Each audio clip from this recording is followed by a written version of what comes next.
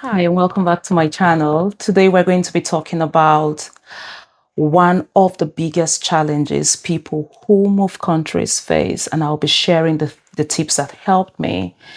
And that challenge is navigating your career path of choice. So, before you move countries, you should actually have decided what career you want to pursue in your new country. Because when you arrive in your country, that is not the time to start working these things out. You're going to be faced with other things. There are a lot of information to take in. You're trying to learn the new terrain. You're trying to house hunt. You're trying to get registered in so many things, so many financial platforms and all that. So that is not the time to start working out that decision. So for me, I made that decision before moving countries. I thought about the career path I want to pursue. I also went further and started thinking about what I will be doing while I am job hunting, because the bills have to be paid. So you have to think about these things before arriving in the new country. And this comes with a lot of research. So if you haven't done that, think about what you could do when you arrived in new country. Think about the career to pursue when you arrived in new country.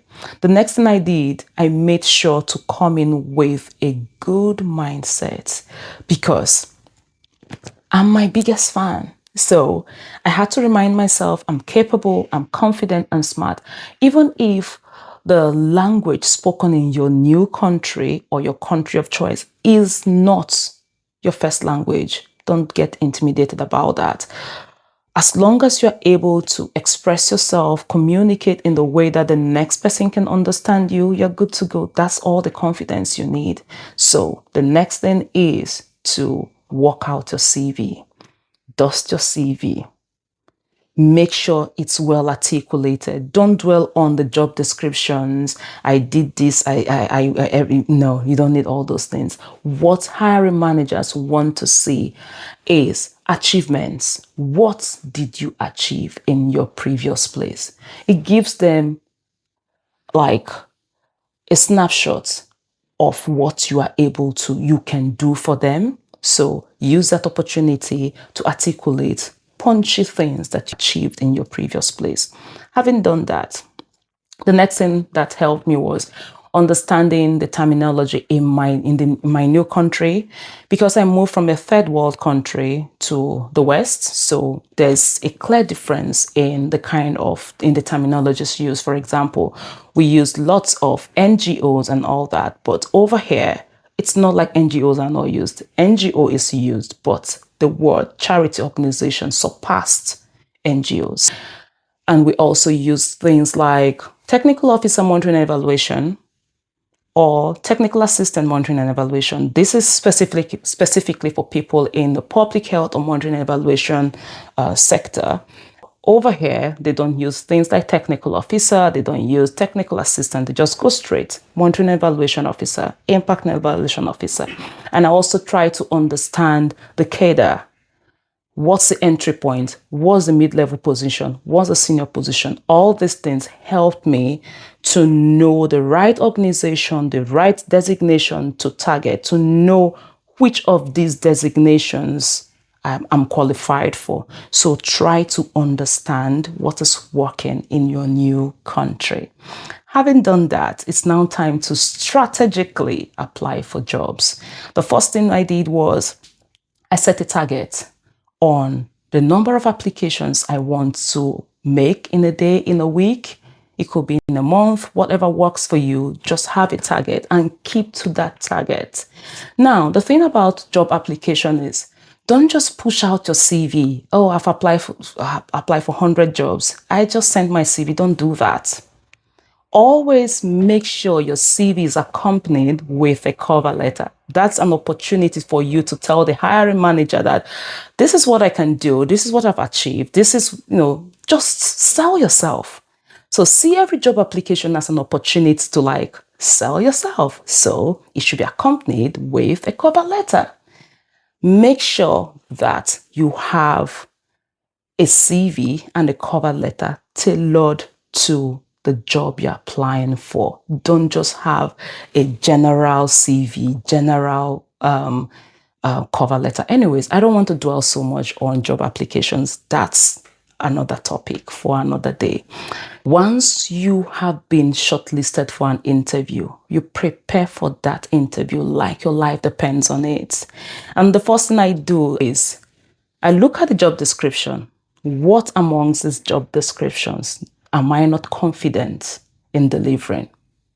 That's it.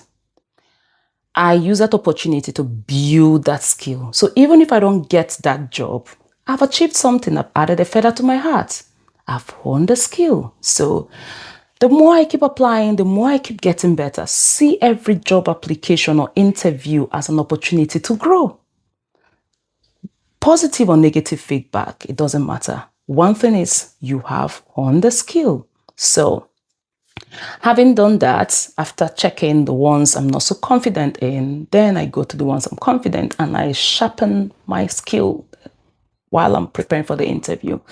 So as you're job hunting, keep updated on your skill set. Remember, nobody cares. Nobody cares about your certificate. That's one misconception.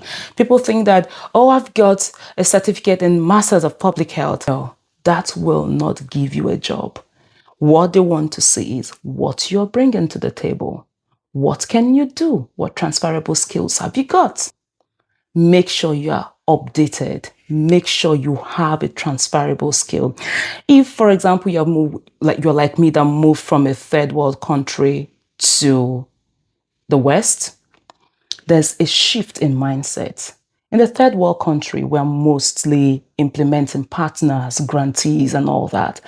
In the West, the change is the West is more about donors, grant-making organizations. So don't come to the West with the skill sets like data entry. It's not going to get you anything because in a grant-making organization, donor organization, nobody cares about how you're going to be entering data. So think about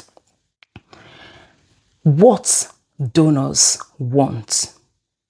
Everyone can do data entry once they have a computer. So what other skills? You think about indicator drafting, you think about developing a theory of change, you think about logic models, all those things. These are some of the skills that you need. So hone those skills. This particularly applies to public health, monitoring and evaluation careers, but you can actually adapt it to your own career. Find out what works in that or in that country you're going to and make the shift in mindset. So having done this, you have applied, you've been shortlisted, whether positive or not. Always remember that is an opportunity to hone your skills. And again, if you happen to get the offer letter, the conditional offer letter, don't go counting your chicks before they hatch. Remember, most organizations require you to pass your probation. So when you've passed the probation, that's when you get the offer letter. Yeah, no longer conditional. But if your organization does not require probation, lucky you. But don't forget, you're still going to be assessed based on your goals and objective that you set. So always keep your eyes on the goal. Back to those that require a probation. Make sure you pass your probation. When you are employed, nobody is going to tell you what to do. No. You are employed as a subject matter expert. You are expected to know what to do. You might be employed today and in the meeting this week, they are already talking about things that you should contribute. You should tell them the next step. You should because you're a subject matter expert. So make sure that you have those skills that are needed. Make sure you pass your probation. Try your best. And in my next video, I'll be talking about how I not only was able to secure interview slots before moving countries, I also landed a job. So stay subscribed and I'll be spilling the beans next.